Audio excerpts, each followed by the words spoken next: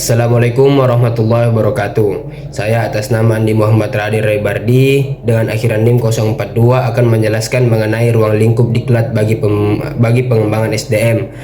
Pendidikan dan pelatihan atau diklat merupakan salah satu strategi utama dalam pengembangan sumber daya manusia atau SDM.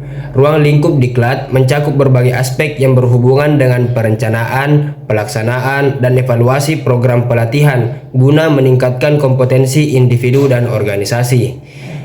Secara umum, ruang lingkup diklat dalam pengembangan SDM dapat dibagi menjadi 3 aspek utama. Yang pertama adalah perencanaan diklat. Perencanaan diklat ini merupakan tahap awal yang sangat penting dalam manajemen diklat, yang dimana proses ini mencakup identifikasi kebutuhan pelatihan, penyusunan kurikulum, dan pemilihan metode pelatihan yang sesuai dengan tujuan organisasi.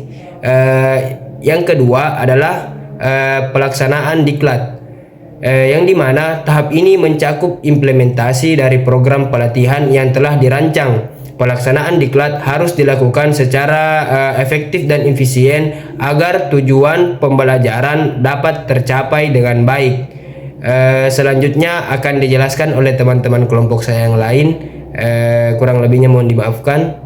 Wassalamualaikum warahmatullahi wabarakatuh. Assalamualaikum warahmatullahi wabarakatuh. Nama saya Ahmad Tarifullah, kiram NIM 034. Yang ketiga ada evaluasi dan pengembangan pasca diklat. Evaluasi merupakan tahapan yang bertujuan untuk menilai efektivitas pelatihan serta mengukur dampak terhadap kinerja individu maupun organisasi. Evaluasi juga berguna dalam perbaikan dan pengembangan program pelatihan selanjutnya. Komponen evaluasi diklat: evaluasi tingkat kepuasan peserta terhadap pelatihan, pengukuran pemahaman dan keterampilan yang diperoleh, dampak pelatihan terhadap kinerja individu dan organisasi, perbaikan dan pengembangan program pelatihan berdasarkan hasil evaluasi. Ruang lingkup manajemen diklat dalam pengembangan SDM mencakup perencanaan, pelaksanaan, dan evaluasi. Setiap tahap memiliki peran krusial dalam memastikan bahwa pelatihan tidak hanya berjalan dengan baik, tetapi juga memiliki dampak positif bagi individu dan organisasi. Dengan perencanaan yang matang, implementasi yang efektif, serta evaluasi yang komprehensif, diklat dapat menjadi alat ampuh dalam meningkatkan kompetensi, produktivitas, dan daya saing tenaga kerja. Sekian dari saya. Assalamualaikum warahmatullahi wabarakatuh. Assalamualaikum warahmatullahi wabarakatuh. Perkenalkan, nama saya Adelanda dengan NIM 20-11950 yang akan menjelaskan tentang tujuan manajemen diklat bagi pengembangan sumber daya manusia.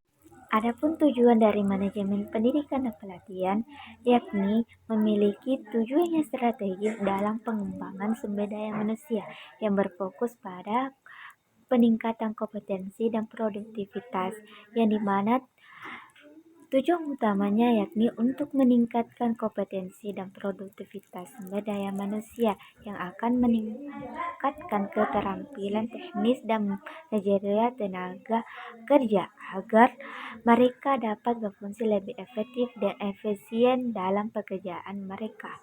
Dan fokus utamanya yakni untuk mengembangkan keterampilan teknis, efektivitas dan efisiensi kerja dan pemahaman teknologi terkini. Dengan demikian, manajemen diklat tidak hanya berperan dalam meningkatkan kemampuan individu, tetapi juga dalam menciptakan tenaga kerja yang siap menghadapi tantangan globalisasi dan kemajuan teknologi. Halo, saya Amanda akan membahas mengenai manfaat daripada manajemen diklat bagi pengembangan sumber daya manusia.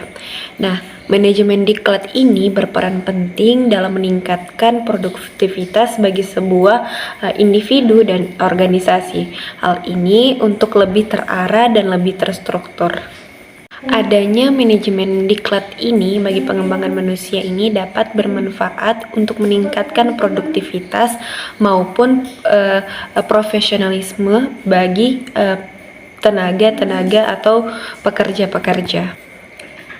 Nah, adapun manfaat dari manajemen diklat bagi pengembangan sumber daya manusia itu terdapat 3 manfaat. Yang pertama itu dapat meningkatkan keterampilan bagi kompetensi sumber daya manusia. Nah, kompetensi ini dapat bermanfaat bagi tenaga pekerja karena dengan adanya manajemen diklat ini dapat melatih tenaga kerja untuk lebih mengarah kepada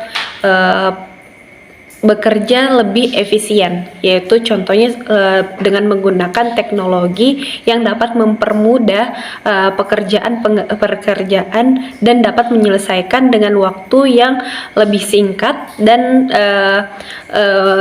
dapat bermanfaat dan dapat lebih irit tenaga, pikiran, waktu maupun uang. Nah, adapun yang kedua itu dapat meningkatkan produktivitas dan efisiensi kerja. Hal ini karena adanya manajemen diklat ini dapat melatih tenaga kerja untuk lebih bekerja sesuai dengan perkembangan zaman, yaitu dengan adanya teknologi dapat mempermudah dan mempercepat menyelesaikan tugas-tugas yang telah diberikan oleh atasan. Nah, dengan adanya manajemen diklat ini kita dapat bekerja secara efektif dan efisien, dapat menghemat waktu, tenaga, pikiran maupun uang dan lain-lainnya. Nah, dengan adanya manajemen diklat juga ini dapat mengurangi atau dapat meningkatkan kecepatan dan akurasi dalam mengerjakan tugas-tugas yang telah diberikan. Nah, adapun manfaat yang ketiga itu dapat meningkatkan semangat kerja atau kepuasan kerja terhadap sumber daya manusia dengan adanya loyalitasnya dari sumber daya manusianya. Nah, dengan adanya manajemen diklat ini juga selain dapat meningkatkan keterampilan dalam bekerja, juga dapat memberikan rasa dan penghargaan kepada karyawan. Nah, sehingga ini dapat berdampak pada sebuah loyalitas dari sebuah organisasi maupun individu. Nah, dengan adanya manajemen diklat ini juga dapat meningkatkan selain dapat meningkatkan keterampilan dalam bekerja, ini juga dapat meningkatkan motivasi kerja. Nah, hal ini agar pekerja atau sumber daya manusia itu memiliki kepuasan dalam bekerja di suatu tempat, tidak cepat untuk turnover atau keluar dari tempat pekerjaannya. Nah, hal ini juga dapat membantu dalam saling adanya ikatan yang lebih kuat terhadap seorang individu maupun organisasi dalam sebuah pekerjaan tersebut. Nah, itulah tadi ketiga manfaat dari adanya manajemen diklat dalam pengembangan sumber daya manusia. Yang pertama itu ada meningkatkan keterampilan dan kompetensi sumber daya manusia, terus ada juga untuk meningkatkan produktivitas dan efisiensi kerja, serta dapat meningkatkan motivasi kerja, dapat meningkatkan kepuasan kerja dan motivasi kerja pada sumber daya manusia. Itu dari saya, sekian dan terima kasih. Assalamualaikum warahmatullahi wabarakatuh.